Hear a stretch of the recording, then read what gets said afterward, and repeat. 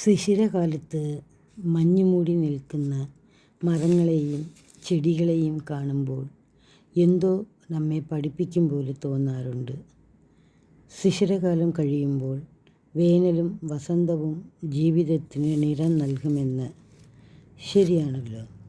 നമ്മുടെ ജീവിതത്തിലും വസന്തമുണ്ടാകുമെന്ന ഒരു പ്രതീക്ഷ നമ്മളിൽ ഉണർത്തുന്നതാണ് ഈ മരങ്ങളും ചെടികളും.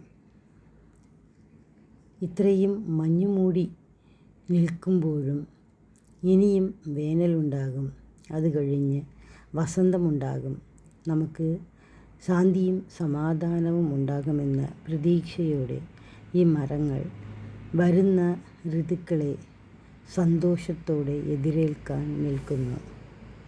നമുക്കും അതുപോലെ നമ്മുടെ ജീവിതത്തിൽ വസന്തമുണ്ടാകുമെന്ന ഒരു പ്രതീക്ഷയോടെ മുമ്പോട്ട് നയിക്കാം.